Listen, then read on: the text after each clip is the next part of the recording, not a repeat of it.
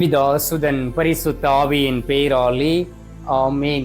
ஆண்டவர் உங்களோடு இருப்பாராக, உம் ஆன்மாவோடும் இருப்பாராக. புனித பவுல் கொரிந்தியருக்கு எழுதிய முதல் திருமுகத்தில் இருந்து வாசகம்.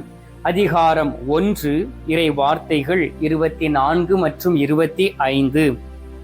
அழைக்கப்பட்டவர்கள் யூதரானாலும் கிரேக்கரானாலும் அவர்களுக்கு கிறிஸ்து கடவுளின் வல்லமையையும் ஞானமுமாய் இருக்கின்றார்.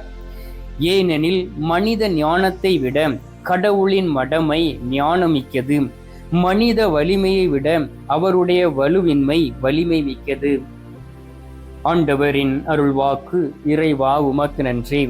கிறிஸ்துவுக்குள் பிரியமான என் அன்பு சகோதர சகோதரிகளே, அனுதினமும் அதிகாலையிலே 3 மணி ஜெபத்தில் பங்கு கொண்டு 6 மணி நற்கருணை ஆராதனையிலே உற்சாகத்தோடும் நம்பிக்கையோடும் நாம் இணைந்து ஜெபித்து கொண்டு இருக்கின்றோம்.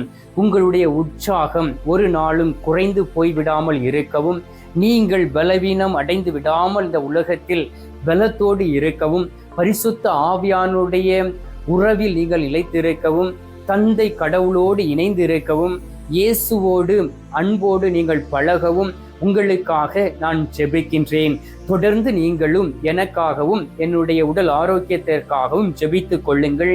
அப்பொழுதுதான் இன்னும் அதிகமாக ஆண்டோடைய வார்த்தைகளை உங்களுக்கு முன்பாக சுமந்து வர முடியும். இந்த உலகத்தில் இருக்கக்கூடிய ஒவ்வொரு மனிதர்களும் ஆண்டவராகிய இயேசு கிறிஸ்துவினுடைய வார்த்தைகளை பெற்றுக்கொண்டு அவர்களும் மனம் திரும்பி விண்ணக ஆசீர்வாதத்தோடும் மண்ணக செழிப்போடும் வாழ்ந்து அவர்கள் நிலையான இடத்தை பெற்றுக்கொள்வார்கள் ஆக. அன்பார்ந்தவர்களே, இந்த உலகத்திலே மனிதர்கள் எண்ணக்கூடிய ஞானம் என்பது வேறு, கடவுள் தரக்கூடிய ஞானம் என்பது வேறு. அதே போல் மனிதர்கள் பெற்றுக்கொண்ட அறிவாற்றல் என்பது வேறு, கடவுள் தரக்கூடிய அறிவாற்றல் என்பது வேறு. இவற்றை நாம் அறிந்து புரிந்து கொண்டு இருக்க வேண்டும். இந்த உலகத்திலே பல வகையான காரியங்களை நாம் பார்க்கலாம். அறிவோடு சிந்தித்து அறிவாற்றலோடும் அநேக பேர் பலவற்றை கண்டுபிடிக்கிறார்கள். சில பேரை பார்த்தால் மற்றவர்களை தூண்டக்கூடிய, உற்சாகப்படுத்தக்கூடிய வார்த்தைகளை பேசக்கூடிய அந்த சொல் வலிமை பெற்றவர்களாக இருப்பார்கள். சில பேரை பார்த்தால் எப்பொழுதும் மற்றவர்களை மோட்டிவேட் பண்ணி கொண்டே இருப்பார்கள். அவர்கள் மற்றவர்களை எப்படியாவது மேலே கொண்டு வர வேண்டும் என்று சொல்லி. அன்பார்ந்தவர்களே, ஒரு காரியத்தை நாம் மனதில் வைத்துக் கொள்ள வேண்டும். இந்த உலகத்தில் நாம் பார்க்கக்கூடிய எல்லாமே ஒரு நாடகம்தான். ஏனென்றால் ஒரு மனிதனை மோட்டிவேட் பண்ணி அவனை ஒரு உயர்ந்த இடத்திற்கு கொண்டு வர வேண்டுமே என்றால் அதிலே அநேக பேர் பாதிக்கப்பட்டு இருப்பார்கள், அநேக பேரை தோற்கடித்து இருப்பார்கள். அப்படித்தானே ஒரு மனிதனை தோற்கடித்து இன்னொரு மனிதன் வெற்றி பெற வேண்டுமே என்றால் அது கடவுளிடம் இருந்து வரக்கூடிய ஆற்றலும் கிடையாது, வல்லமையும் கிடையாது, அறிவாற்றலும் கிடையாது, ஞானமும் கிடையாது என்பதை நீங்கள் அறிந்து இருக்க வேண்டும். சோசியல் மீடியாவை பார்த்தால் நீங்கள் புரிந்து கொள்வீர்கள். அந்த மோட்டிவேஷன் ஸ்பீச் என்று சொல்லக்கூடிய, மற்றவர்களை தூண்டக்கூடிய அந்த சொற்பொழிவுகளை கேட்கும் பொழுது மிகவும் ஆறுதலாக இருக்கும், சிரிப்பாக இருக்கும், நகைச்சுவையாக இருக்கும். அவற்றை நாம் கேட்டு இருக்கின்றோம். ஆனால் அது சில மணி துளிகள் தான் நம்முடைய உள்ளத்திலும் நம்முடைய சிந்தையிலும் இருக்கும். அதை விட்டு இன்னொரு நிகழ்ச்சியை பார்க்கும் பொழுது பழையதை நாம் மறந்து போய் விடுகின்றோம். ஆனால் புதியவற்றிற்குள் நாம் கடந்து வந்து விடுகின்றோம். ஆனால் கடவுள் தரக்கூடிய ஞானம், கடவுள் தரக்கூடிய ஆசீர்வாதமும் அந்த அறிவும் நிரந்தரமானது. அன்பார்ந்தவர்களே, அதை நீங்கள் புரிந்திருக்கிறீர்களா? நீங்கள் கடவுளோடு இணைந்திருந்தால் மட்டுமே அப்படிப்பட்ட ஞானத்தை பெற்றுக்கொள்ள முடியும். அந்த ஞானத்தை அவர் எப்படி கொடுக்கிறார் என்று இந்த நாளில் வாசிக்க கேட்டோமே.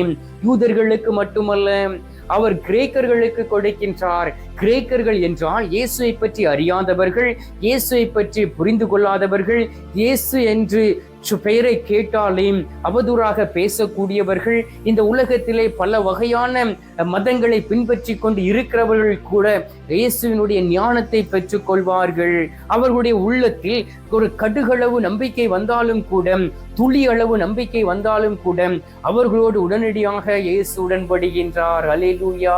ஏனென்றால் எந்த ஒரு ஆத்துமாவையும் இழந்து போய்விடக் கூடாது என்பதற்காகத்தான் ஒரு அருமையான ஜெபத்தை அவர் ஏறெடுத்தார். நீங்கள் ஃப்ரீயாக இருக்கும் பொழுது வாசித்து பாருங்கள். யோவான் நற்செய்தி 17வது அதிகாரத்தை. ஆண்டவரே, நீர் என்னிடம் ஒப்படைத்த எல்லாவரையும் நான் உம்மிடம் திரும்ப கொடுத்து விட்டேன் என்று சொன்னார். எனவேதான் அந்த கல்வாரி சிலுவையிலே தொங்கிக் கொண்டு இருக்கும் பொழுது அங்கே அவர் எல்லோரையும் மன்னித்தார். தந்தையே, இவர்கள் என்ன செய்வதென்று தெரியாமல் செய்கிறார்கள், எனவே எல்லோரையும் மன்னியும் என்று சொன்னார். அங்கு பரபாசை விடுதலை செய்ய வேண்டும் என்று கேட்ட பொழுது உடனடியாக அவர் அவரை உற்று பார்த்து கொண்டு அமைதியாக இருந்தார். ஏன் தெரியுமா? அவன் ஒரு திருடனாக, கொலைகாரனாக இருந்த பொழுதும் கூட அந்த ஆத்மாவை கூட இயேசு இழந்து போய்விடவில்லை. அல்லேலூயா.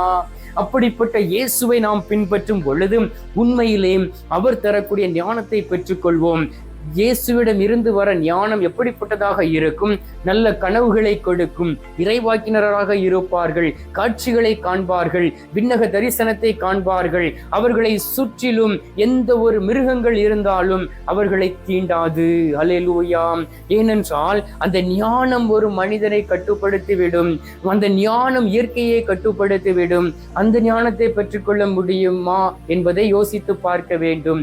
உலகபூர்வமான ஞானத்தை பெற்றுக்கொள்ளலாம், பல வகையான புத்தகங்களை வாசித்து விடலாம், அறிவாற்றலை பெற்றுக்கொள்ளலாம். நீங்கள் PhD முடிச்சிருக்கலாம், டாக்டருக்கு முடிச்சிருக்கலாம், வெளிநாட்டில் போய் நீங்கள் பெரிய பெரிய படிப்புகளை படித்திருக்கலாம். அவை அனைத்தும் கடவுளுக்கு முன்பாக ஒரு குப்பையாகத்தான் இருக்குமே தவிர, அது நீங்கள் முன்னேறி செல்ல ஒரு வழியாக இருக்குமே தவிர, ஆண்டவருடைய வழியில் முன்னேற அது தடையாகத்தான் இருக்கும். அநேக மக்களை பார்த்து இருக்கின்றேன். கொஞ்சம் படித்த பிறகு அவர்கள் ஏதோ இந்த வானகத்தில் விண்ணகத்திலே பறவைகள் பறந்ததை போல் அவர்கள் பறப்பார்கள். அன்பார்ந்தவர்களே, அப்படிப்பட்டவர்கள் எல்லாம் இந்த உலகத்திலே ஒரு முட்டாளாத்தான் இருப்பார்களே தவிர அவர்கள் இயேசுவை அறிந்து புரிந்து கொள்ள மாட்டார்கள். 1 கொரிந்தியர் 1வது அதிகாரத்திலே 21வது வார்த்தையை வாசித்து பாருங்கள். பெருமை பாராட்ட விரும்புகிறவர் ஆண்டவரை குறித்தே பெருமை பாராட்ட வேண்டும் என்றும், அதே போல் 1 கொரிந்தியர் 1வது அதிகாரம் 28வது வார்த்தையை வாசித்து பாருங்கள். உலகம் ஒரு பொருட்டாக கருதுபவற்றை அழித்துவிட அது தாழ்ந்ததாக கருதுபவற்றையும் இகழ்ந்து தள்ளுபவற்றையும் கடவுள் தேர்ந்தெடுத்தார் என்று சொல்லப்பட்டு இருக்கின்றது. ஆம் பிரியமானவர்களே, இகழ்ந்து தள்ளுபவற்றை கடவுள் தேர்ந்தெடுத்து கொண்டார். ஒருவேளை இந்த சமுதாயம் உங்களை ஒதுக்கி இருக்கலாம், ஒருவேளை உங்களை குடும்ப நபர்கள் ஒதுக்கி இருக்கலாம், ஒருவேளை நீங்கள் அவமானத்தோடு வாழ்ந்து இருக்கலாம், அடித்து நொறுக்கப்பட்டு இருக்கலாம், சிதைக்கப்பட்டு இருக்கலாம், கண்ணீரோடு இருக்கலாம். உங்களை நம் ஆண்டவராகிய இயேசு கிறிஸ்து தேர்ந்தெடுத்து இருக்கின்றார். எனவே தான் மத்தேயு நற்செய்தி 13:54 வாசித்து பாருங்கள். தமது சொந்த ஊருக்கு வந்து அங்குள்ள தொழுகை கூடத்தில் அவர்களுக்கு கற்பித்தார். எங்கிருந்து இந்த ஞானம் இவருக்கு வந்து என்றும் எல்லோரும் கேள்வி எழுப்பினார்கள். பாருங்கள், தொழுகை கூடத்தில் இருந்தவர்கள் படித்தவர்கள், அங்கு இருந்த குருக்கள், பெரிய குருக்கள் இருந்தார்கள், எல்லாவற்றையும் கற்று தேர்ந்தவர்கள் இருந்தார்கள். அவர்களுக்கு இயேசு சொன்ன ஒவ்வொரு வார்த்தையும் இந்த ஞானம் வித்தியாசமாக இருக்கின்றது, அறிவுபூர்வமாக, உலக அறிவுபூர்வமாக இல்லையே என்கின்ற ஒரு எண்ணத்தோடு இருந்தார்கள். அன்பார்ந்தவர்களே, ஏன் நம்மளால் இந்த ஞானத்தை பெற்றுக்கொள்ள முடியவில்லை? நாம் பாவம் செய்கின்றோம், பாவம் செய்து செய்து மந்த புத்தி உள்ளவர்களாக வாழ்கின்றோம். பெருமை பாராட்டி இந்த உலகத்தில் சாத்தானோடு கை கோர்த்து நடந்து கொண்டு இருக்கின்றோம். தீமைக்கு பதில் தீமை செய்து கொண்டு இருக்கின்றோம். சிந்திக்காதபடி பேசி மற்றவர்களை காயப்படுத்துகின்றோம், வேதனைப்படுத்துகின்றோம், இயேசுவை சிலுவையில் அறைகின்றோம். இப்படிப்பட்டவர்களுக்கு எப்படி இயேசு ஞானத்தை கொடுக்க முடியும்? இப்படிப்பட்டவர்கள் எப்படி இந்த உலகத்தில் வாழ்ந்திருக்க முடியும்? இப்படிப்பட்டவர்கள் எப்படி இயேசுவை அறிவிக்க முடியும்? அன்பார்ந்தவர்களே, புரிந்து கொள்ளுங்கள், மனம் திரும்புங்கள். ஏனென்றால் கடவுளுடைய ஞானம் மிகவும் ஆற்றல் மிக்கது. வாசித்து பாருங்கள், எசையா 11:2 ஆண்டவருடைய ஆவி அவர் மேல் தங்கியிருக்கும். ஞானம், மெய்யுணர்வு, அறிவு, திறன், ஆற்றல், நுண்மதி, அவரை பற்றிய, ஆண்டவரை பற்றிய அச்ச உணர்வு, இவற்றை இந்த ஆவி அவருக்கு கொடுக்கும். இவை அனைத்தும் நமக்கும் தரவர் தயாராக இருக்கின்றார். ஆனால் அதை பெற்றுக்கொள்ள தகுதி அற்றவர்களாக நாம் வாழ்ந்து கொண்டு இருக்கின்றோம்.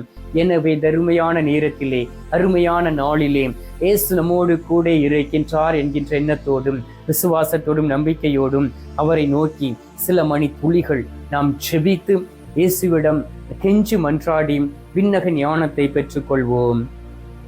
எங்கள் பரலோக தந்தையே, இயேசு கிறிஸ்துவே, தூயனல் ஆவியே, தகப்பனே, இந்த அருமையான காலை பொழுதிற்காக உமக்கு நன்றி சொல்லி உம்மை துதிக்கிறோம் அப்பா. இந்த காலை பொழுதிலே நீர் எங்களை ஆசீர்வதிக்கவும், நீர் எங்களை பலப்படுத்தவும், எங்களுடைய பலவீனங்களை எடுத்து மாற்றவும், உற்சாகத்தின் ஆவியை தரவும் தேடி வந்திருப்பதற்காக உமக்கு நன்றி சுவாமி. ஆண்டவராகிய இயேசு கிறிஸ்துவே, நாங்கள் ஏன் இந்த உலகத்தில் ஞானத்தை பெற்றுக்கொள்ள முடிவது இல்லை என்கின்ற ஒரு வார்த்தையை நீர் எங்களுக்கு கொடுத்து எங்களோடு பேசி உமது ஞானத்தை தர நீர் தயாராக இருப்பதற்காக உமக்கு நன்றி அப்பா. ஆண்டவரே, இந்த உலகத்தில் ஒரு மனிதன் உண்மையான ஞானத்தை பெற்றுக்கொள்ள வேண்டுமே என்றால் அவனிடம் முதலில் காணப்பட வேண்டியது பரிசுத்தம் என்பதை நீர் எங்களுக்கு உணர வைத்திருக்கின்றீர். நீர் எங்களை பரிசுத்தப்படுத்திடுவீராக, நீர் எங்களை தூய்மைப்படுத்திடுவீராக. தூய்மையற்ற பிள்ளைகளாய் வாழ்ந்து கொண்டு இருக்கக்கூடிய நாங்கள் பரிசுத்தம் அடைந்தும் பரிசுத்த தன்மையோடு உம்மை தேடவும், ஆண்டவரே உமது ஆற்றலை நாடவும், உன்னத பலத்தோடு இருக்கக்கூடிய மகிமை எங்களுக்கு தருவீராக. ஆண்டவராகிய இயேசு கிறிஸ்துவே, இந்த உலகத்தில் படித்து பட்டங்களையும் பதவிகளையும் பெற்றுக்கொண்டு உம்மை இழந்து போய் வாழ்கின்றோம், கருவத்தோடு வாழ்கின்றோம். ஆண்டவரே, நாங்கள் இதுவரை கருவத்தோடு வாழ்ந்தது போதும். நாங்கள் வாழக்கூடிய நாட்களிலே உம்மை போல் வாழ்ந்தும் இனி இருக்கக்கூடிய நாட்களிலே நாங்கள் இறை வார்த்தை வாசித்து ஞானத்தை பெற்றுக்கொண்டு நடக்கக்கூடிய பிள்ளைகளாக வாழக்கூடிய பாக்கியத்தை கொடுப்பீராக, உன்னத பலத்தை கொடுப்பீராக. கல்வாரி இரத்தத்தினால் எங்களை கழுவி தூய்மைப்படுத்திடுவீராக. நீர் எங்களை தூய்மைப்படுத்தும் பொழுது உண்மையிலும் உண்மையுமாக நாங்கள் தூய்மை அடைவோம் சுவாமி. ஆண்டவராகிய இயேசு கிறிஸ்துவே, நீரே பெரியவரும் உன்னதரமாக இருக்கின்றீர். அதிசயங்களையும் அற்புதங்களையும் செய்யக்கூடிய தெய்வமாக இருக்கின்றீர். பிள்ளைகள் உம்மை தேடி வந்து ஜெபிக்கிறார்களே, அவர்களுடைய குரலை கேட்பீராக. ஒவ்வொரு பிள்ளைகளுடைய குரலையும் கேட்டு ஆசீர்வதிப்பீராக. எல்லோரையும் பலப்படுத்தி பலவீனங்களை எடுத்து மாற்றிட வேண்டுமாய்மை நோக்கி ஜெபிக்கிறேன் அப்பா. இந்த அருமையான நேரத்திலும் கூட தகப்பனே, நீர் எங்களுடைய ஜெபத்தை கேட்டிருப்பதற்காக உமக்கு நன்றி. ஜெபத்தை கேட்டு பதில் தந்திருப்பதற்காக உமக்கு ஸ்தோத்திரம், ஸ்தோத்திரம், ஸ்தோத்திரம். மீட்பரும் இரட்சகருமான இயேசுவின் திருக்கரத்தில் ஒப்பு கொடுத்து எங்கள் பாதுகாவலராம் புனித சூசையப்பர் வழியாக ஜெபிக்கின்றோம். அன்பு தந்தையே, ஆமீன். பரலோகத்தில் இருக்கிற எங்கள் பிதாவே, உம்முடைய நாமம் அர்ச்சிக்கப்படுவதாக, உமது ராஜ்யம் அருக, உமது சித்தம் பரலோகத்தில் செய்யப்படுவது போல பூலோகத்திலும் செய்யப்படுவதாக. எங்கள் அனுதின உணவை எங்களுக்கு இன்று அளித்தருளும். எங்களுக்கு தீமை செய்கிறவர்களை நாங்கள் பொறுப்பது போல எங்கள் பாவங்களை பொறுத்தருளும். எங்களை சோதனை விளைவிடாதையும் தீமையில் இருந்து எங்களை ரட்சித்தருளும். ஆமீன். அவர்கள் இறைந்த மரியே வாழ்க, கர்த்தர் உடனே பெண்களுக்குள் ஆசீர்வதிக்கப்பட்டவள் நீரே, உம்முடைய திரு வயிற்றின் கனியாகிய இயேசும் ஆசீர்வதிக்கப்பட்டவரே. அஜிஷ்ட மரியே, சர்வேசுடைய மாதாவை, பாவிகளா இருக்கிற எங்களுக்காக இப்பொழுதும் எங்கள் மரண நேரத்திலும் வேண்டிக் கொள்ளும். ஆமீன். பிதாவுக்கும் சுதனுக்கும் பரிசுத்த ஆவிக்கும் மகிமை உண்டாவதாக. அதில் இருந்தது போல இப்பொழுதும் எப்பொழுதும் என்றென்றும் இருப்பதாக. ஆமீன். அன்பார்ந்தவர்களே, நற்கருணை நாதர் தரும் ஆசீர்வாதத்தை பெற்றுக் கொள்வோம். எல்லாம் வல்ல இறைவன் பிதா, சுதன், பரிசுத்த ஆவி உங்களை ஆசீர்வதிப்பாராக. ஆமீன்.